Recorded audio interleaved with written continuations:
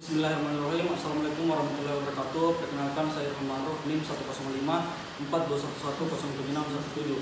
Jadi di sini saya akan melakukan tindakan ataupun membuat video keterampilan krikotiroidostomi.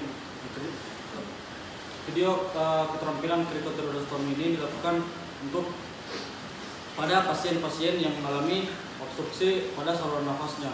Nah, pada tindakan krikotiroidostomi ini kita akan melakukan pembebasan jalan nafas tepatnya di membran krikotiroidea. Membran krikotiroidea ini berada di antara kartilago tiroid dan kartilago krikoidea.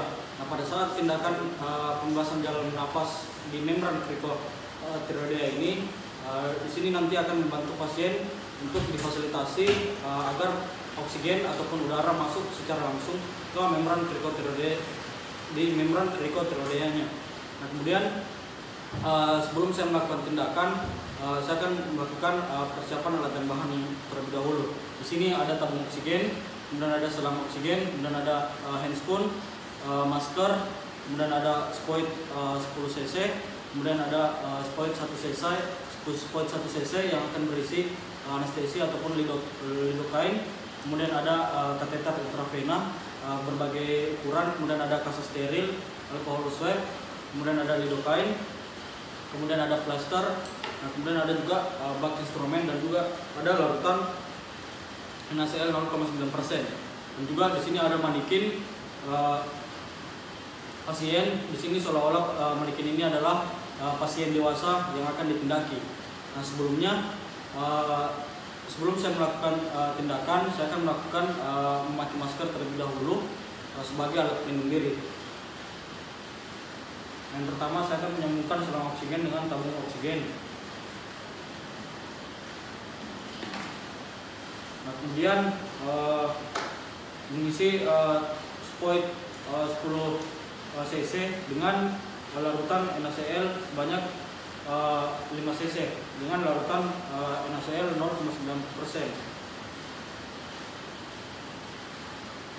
sebanyak 5 cc.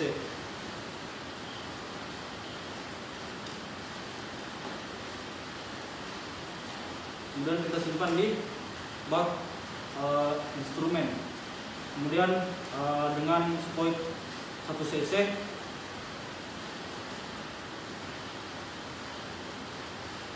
yang berisikan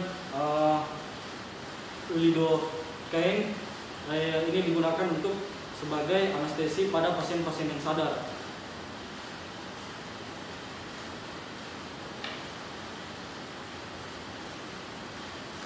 Dan kita simpan di bak instrumen, kemudian juga kateter intravena berbagai ukuran, kemudian kasus steril, alkohol swab, dan juga plaster. Nah, di sini sebelum saya melakukan tindakan tindakan krikotiroidostomi, di sini saya akan melakukan cuci tangan terlebih dahulu dan juga menggunakan handscoon.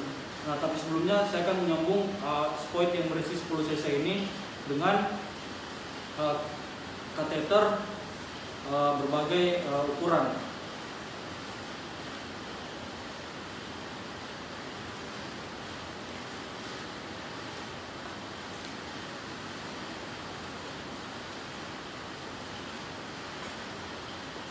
Kemudian saya melakukan cuci tangan dan juga menggunakan handscoon.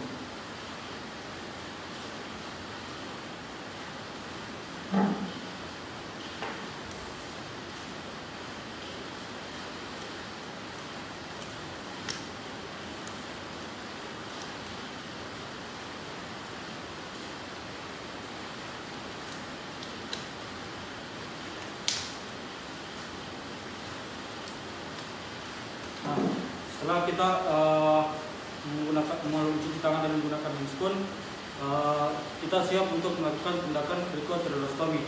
Nah, di sini pertama-tama kita minta kita melakukan konsultasi pada pasien yang sudah ada di ranjang pemeriksaan. Kemudian kita melakukan tindakan. Yang pertama, kita melakukan inspeksi terlebih dahulu di bagian membran krikotiroidea, tepatnya di leher pada pasien. Di sini kita melihat apakah ada tanda-tanda radang, tanda-tanda kemerahan, apakah dia simetris atau tidak, kemudian apakah ada benjolan pada leher pada pasien atau tidak. Nah, kemudian kita melakukan palpasi untuk mengetahui apakah ada nyeritikan pada leher pasien. Nah, di sini juga kita bisa langsung menentukan membran krikotiroidea itu yang berada di antara kartilago tiroid dan juga kartilago cricoidea. Nah, kemudian setelah kita melakukan inspeksi dan palpasi, kita melakukan disinfeksi terlebih dahulu pada bagian membran krikotiroidea ataupun di leher pada pasien. Kita lakukan secara sirkuler dari medial ke lateral.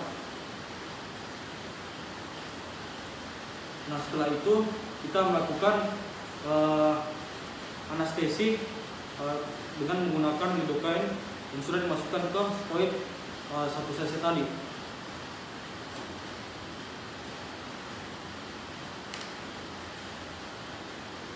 Nah, di sini kita melakukan injeksi dengan tujuan untuk menganestesi pada bagian membran krikotiroidea pada pasien. Nah, di sini kita melakukan injeksi di sekitar membran krikotiroidea, kemudian kita lakukan di sekitar pada membran krikotiroidea pada pasien.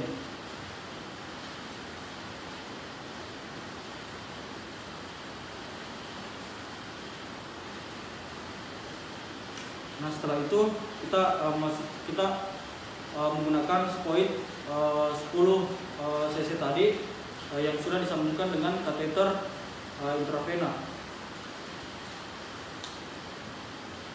Nah, di sini kita melakukan tepat di membran krikotiroidea di bagian leher pada pasien. Kita melakukan injeksi di membran krikotiroidea dengan sudut 45 derajat dengan arah caudal, dari arah caudal. Kemudian kita lepaskan spoid ataupun mandlingnya.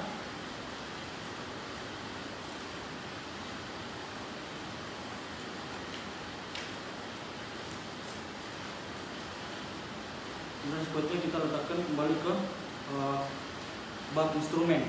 Nah, setelah itu kita melakukan menyambungkan selang oksigen yang juga pipa Y, kemudian kita sambungkan dengan tindakan yang sudah kita lakukan.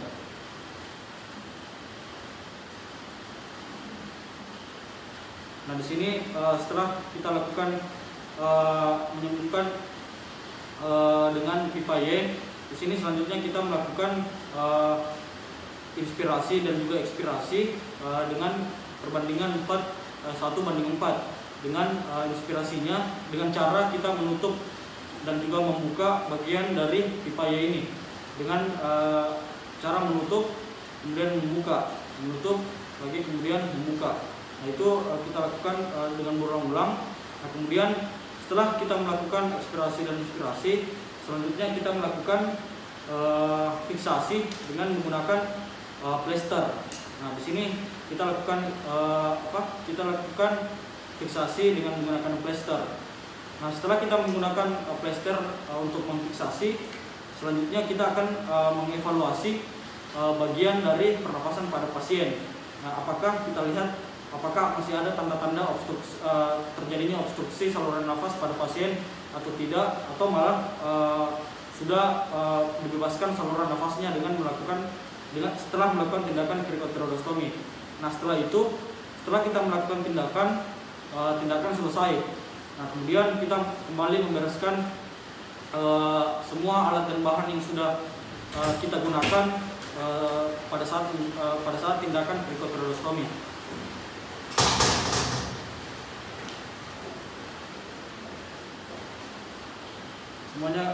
Semua alat dan bahan kita bereskan setelah menggunakan alat dan bahan. Selanjutnya kita melepaskan sarung tangan.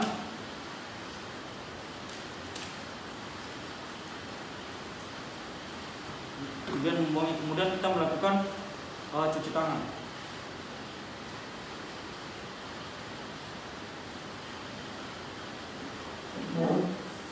Nah, itulah tadi video keterampilan mengenai krikotiroidostomi.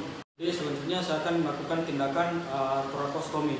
Nah, torakostomi di sini bertujuan untuk membebaskan ataupun mengeluarkan cairan yang ada di kafum pleura pada pasien-pasien yang mengalami tension pneumotoraks.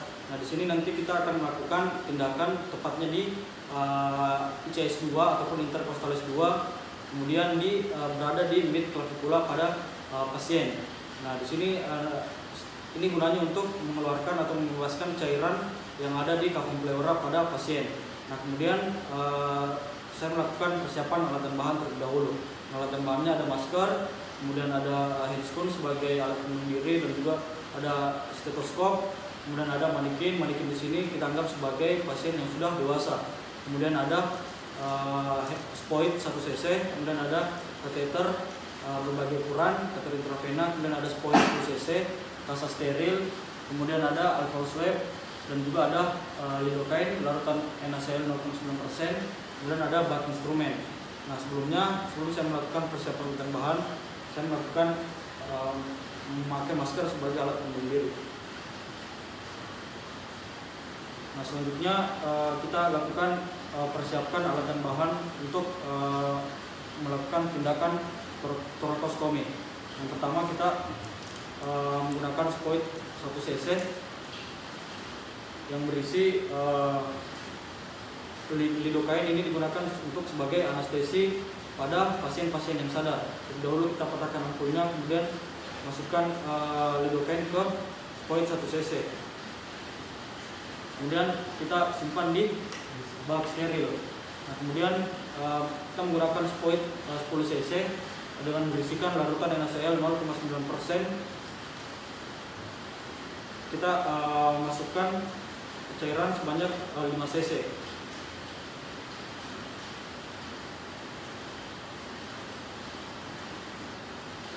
Kemudian kita simpan juga di bak instrumen. Dan juga ada kateter intravena, masukkan.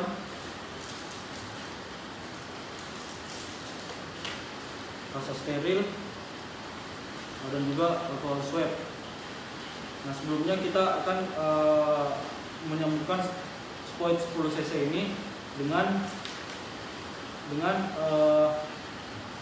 kateter intravena.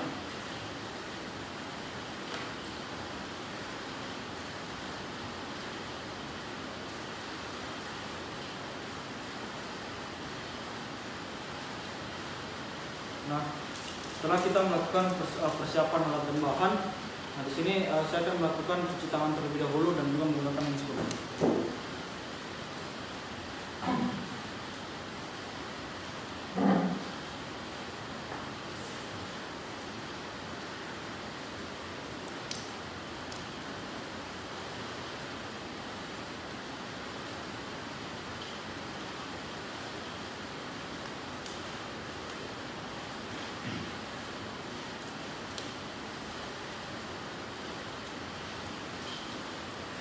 Nah, setelah kita melakukan cuci tangan dan juga menggunakan handscoon, kita pertama-tama melakukan inform consent terhadap pasien untuk mendapatkan persetujuan dan menjelaskan prosedur tindakan yang akan dilakukan pada pasien. Setelah kita melakukan inform consent dan mendapatkan persetujuan dan menjelaskan prosedur dari tindakan yang akan kita lakukan, kita siap untuk melakukan tindakan.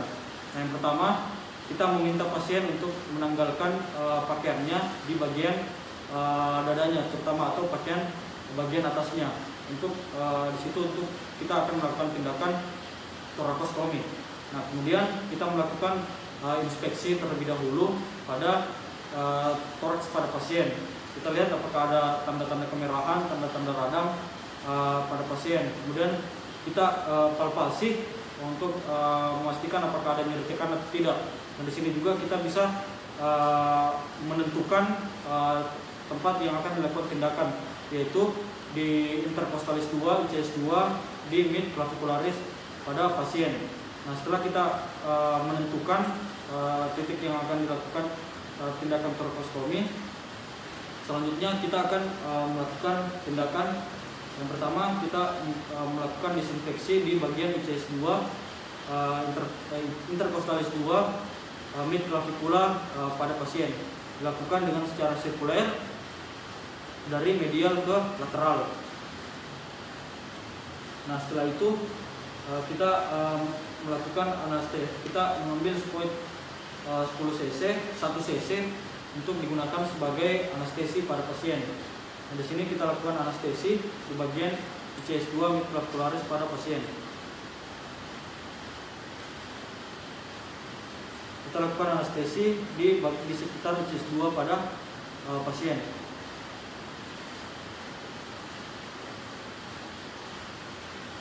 Nah, setelah kita melakukan anestesi, kita mengambil spoit yang 10 cc yang berisikan larutan NaCl 0,9%.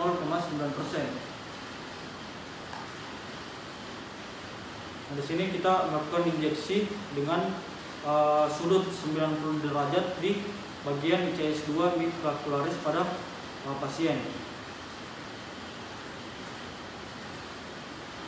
Kemudian kita melepaskan maniumnya.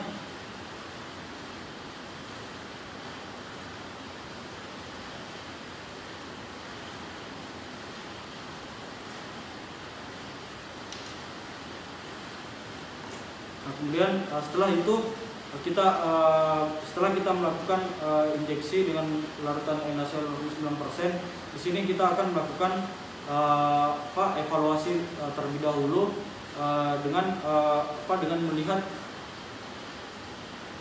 keadaan dari pada pasien. Nah, kemudian setelah kita melakukan tindakan dan juga setelah melakukan evaluasi, tindakan selesai.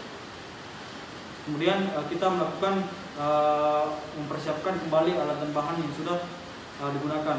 Nah, kemudian sebelum itu kita akan melakukan terlebih dahulu dengan melihat dengan inspeksi pada pasien. Kemudian kita bisa lakukan perkusi dan juga auskultasi pada dada pada pasien yang sudah dilakukan tindakan torakostomi. Nah, setelah kita melakukan inspeksi, auskultasi dan juga perkusi, nah tindakan torakostomi telah selesai. Kemudian kita mempersiapkan kembali alat dan bahan yang sudah digunakan. Nah, kemudian setelah itu saya melepaskan masker, handscoon, kemudian mencuci tangan.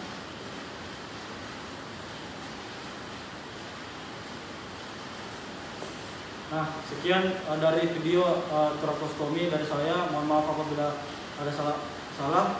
Bila bisa bilhaq, astagfirullahaladzim. Assalamualaikum warahmatullahi wabarakatuh.